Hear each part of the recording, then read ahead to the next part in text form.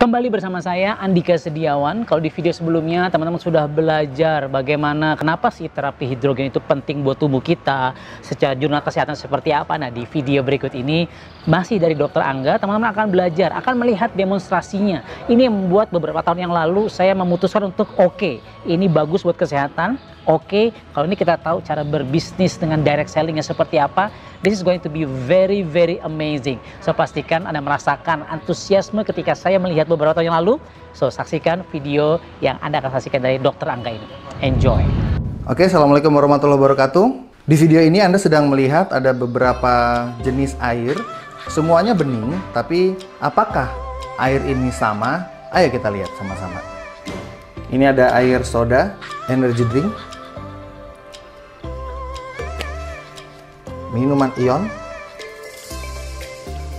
air oksigenasi, air reverse osmosis, demineralisasi atau destilasi. Ada larutan penyegar, mineral water, yang terakhir air hidrogen atau electrolyte reduced water. Kita akan uji kadar keasaman air di depan ini dengan menggunakan pH tester. Anda bisa cari di toko online atau marketplace, pasti ada. Kita akan tetes satu persatu. Satu tetes.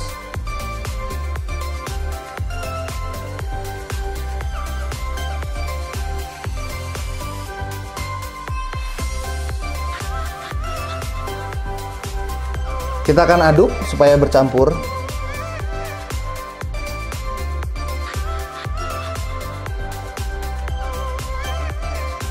Sekarang Anda bisa bandingkan dengan chart, sehingga kita bisa tahu kadar keasaman dari masing-masing air ini. Untuk air soda, seperti yang kita sudah tahu, ternyata hasilnya adalah asam kuat bahkan. Energy drink juga ternyata asam. Minuman ion katanya bagus untuk menggantikan cairan tubuh, ternyata juga asam. Air oksigenasi katanya juga bagus untuk sel-sel tubuh, faktanya ternyata asam. Air reverse osmosis atau demineralisasi atau air destilasi ternyata juga asam. Larutan penyegar yang katanya bagus untuk panas dalam ternyata juga asam. Air mineral, Anda bisa lihat warnanya hijau, artinya pH-nya netral di kisaran 7. Dan air hidrogen atau electrolyte reduced water menghasilkan warna biru tua cenderung ungu, ya ini di kisaran pH 9-10. Dan karena komposisi tubuh kita sebagian besar adalah air, maka jika kita mengkonsumsi makanan ataupun minuman yang asam, maka cairan tubuh kita akan berubah menjadi kondisi yang asam. Sehingga kondisi tubuh yang asam akan membuat tubuh kita menjadi sakit. Lalu apa yang harus kita lakukan kalau kita sudah terlanjur mengkonsumsi makanan atau minuman yang sifatnya asam? Ya, tentunya langkah pertama harus apa? Harus bertobat dulu ya. Nah, yang kedua, ganti air. Kita ganti dengan air yang pH-nya basah. Oke, kita akan lihat apa yang terjadi jika tubuh kita yang tadinya asam, lalu kita mengganti konsumsi dengan air minum yang sifatnya basah. Anda bisa lihat warnanya berubah menjadi ke arah biru. Ya, artinya pH-nya membaik. Lalu kita akan coba berikutnya berubah menjadi kondisi yang basah. Lalu berikutnya berubah menjadi kondisi yang basah. Lalu berikutnya berubah menjadi kondisi basah. Lalu yang tiga terakhir ini kita lihat sama-sama. Berubah nggak? Berubah nggak? Ternyata yang tiga terakhir tidak berubah. Artinya kita tahu bahwa yang tiga ini kadar asamnya seperti apa? Kadar asamnya bagaimana? Anda yang simpulkan sendiri. Apabila tubuh sudah berubah menjadi kondisi yang basah, artinya tubuh sudah menjadi lebih sehat, sel-selnya lebih segar, penyakit-penyakit sudah hilang. Lalu pertanyaan saya, boleh nggak sekali-kali kita minum lagi minuman-minuman yang tiga ini? Boleh nggak? Ya, ayo kita lihat apa yang terjadi. Tubuh yang sudah sehat, sudah menjadi basah, lalu kita sekali-kali minum minuman ion. Apa yang terjadi? Ayo kita lihat. Dia kembali asam lagi, penyakit-penyakit bermunculan, nyeri persendian muncul, penyakit lambungnya kambuh lagi, tensinya naik lagi. Jadi badannya sudah sehat, kalau kita mengkonsumsi makanan dan minuman yang sifatnya asam, dia akan kembali menjadi asam dan sel-selnya rusak lagi. Sekali-kali minum energy drink boleh nggak? Coba kita lihat apa yang akan terjadi. Sakit lagi, asam lagi, sakit lagi. Misalnya Anda kumpul sama teman-teman, asiknya minum soda ya. Kita mengkonsumsi makanan atau minuman yang sifatnya asam seperti ini. Yang jelas tubuh kita akan kembali menjadi sakit.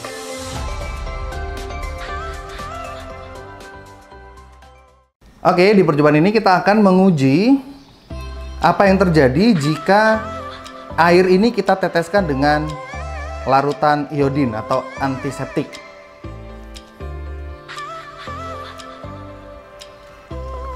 Yang pertama ini mineral water biasa. Yang kedua ini adalah air hidrogen atau electrolyte reduced water. Kita akan teteskan, kita mulai dari 5 tetes betadine ini. 1, 2, 3, 4, 5. 1, 2, 3, 4, 5. Kita aduk apa yang terjadi dengan air mineral. Tentunya warnanya berubah menjadi kuning. Lalu kita aduk apa yang terjadi dengan air hidrogen atau electrolyte reduced water. Warnanya tetap bening. Oke, kita akan tambahkan beberapa tetes lagi. 1, 2, 3. 1, 2, 3. Lalu kita aduk. Tentunya air mineral akan semakin orange. Apa yang terjadi dengan air hidrogen? Cenderung tetap berada pada warna yang baru mulai muncul warna kekuningan setelah 8 tetes. Percobaan ini kita akan menguji apa yang terjadi kalau misalnya Anda berada di dapur dan tangan Anda terkena minyak. Tentunya tangan yang terkena minyak tidak bisa kita bersihkan hanya dengan mencuci dengan air. Harus kita cuci pakai sabun. Lalu pertanyaannya, apa yang terjadi jika perut kita isi dengan makanan-makanan yang digoreng, ya? Gorengan, tempe, tahu, pecel lele, bakwan, bala-bala, dan seterusnya. Kita akan ambil sebagian dari minyak ini. Kita tuangkan.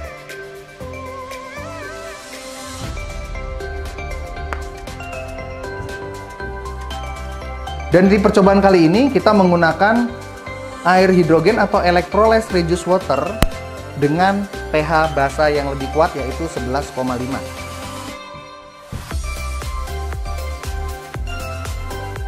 Oke, seperti yang kita tahu di pelajaran sekolah dulu bahwa sifat minyak dengan air itu tidak akan bercampur. Mari kita coba.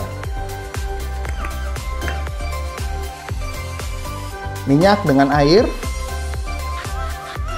ya, tidak akan bercampur. Maka pertanyaannya bagaimana tadi jika kita mengkonsumsi gorengan, maka minyaknya tidak akan bisa keluar. Dan itulah yang menyebabkan kondisi saluran cerna usus kita menjadi kotor. Dan tentunya menjadi sarang penyakit ya. Kita akan menggunakan hydrogen water atau electrolyte reduced water dengan pH yang lebih kuat atau lebih basa dengan pH 11,5.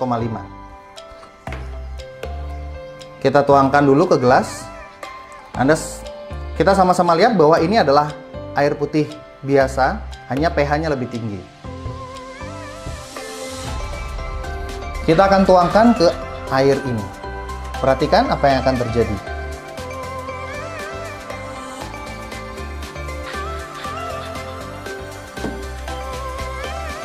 Seperti yang kita bisa lihat sama-sama, minyaknya bisa tercampur dengan air ini.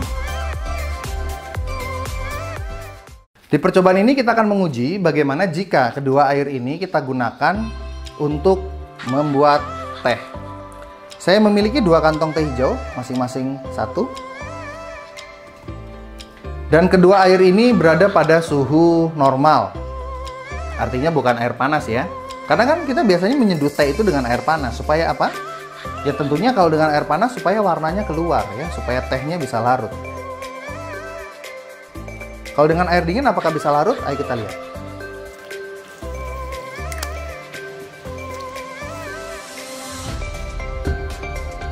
Kita akan sama-sama mencelup kedua teh ini.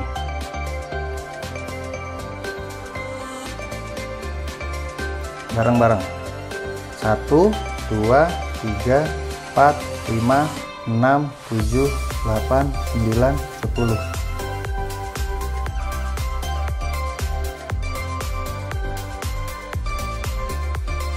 Seperti yang kita tahu, kalau kita menggunakan air dingin, air biasa tidak akan bisa melarutkan teh. Tapi dengan hydrogen water atau electrolyte reduced water, walaupun dalam suhu yang dingin, itu bisa melarutkan teh sehingga airnya itu menjadi lebih berwarna. By the way, ini bukan teh coklat, ini teh hijau. Jadi teh hijau memang sulit untuk bisa keluar warnanya. Benar-benar harus menggunakan air yang panas. Demikian percobaan-percobaan yang sudah kita lakukan terhadap hydrogen water atau electrolyte reduced water. Sehingga Anda semua menjadi tahu bagaimana memilih air yang benar-benar menyehatkan tubuh. Sekian, wassalamualaikum warahmatullahi wabarakatuh. Wow, betul nggak? Anda sudah lihat demonstrationnya, minyak campur air dan semuanya. Dan itu yang membuat waktu itu saya berpikir, oke, ini sesuatu yang luar biasa. Nah, tentunya banyak pertanyaan, banyak curiosity atau penasaran, ya kita akan bahas di private Zoom meeting bersama saya, ya. Tentunya bagi Anda yang benar-benar serius ingin lebih sehat, lebih sejahtera, ya, pastikan kita ketemu di private Zoom meeting. Jangan sok tahu dulu, belajar. Siapa tahu, ya, siapa tahu ini jawaban dari doa-doa Anda. Teman-teman yang saya hormati, ya, silakan cek link lagi di Telegram, ya, ada link di sana untuk Anda bersama saya. Kita akan lakukan private Zoom meeting. Kita ketemu di private Zoom meeting bersama Andika Setiawan. See you there. Assalamualaikum warahmatullahi wabarakatuh.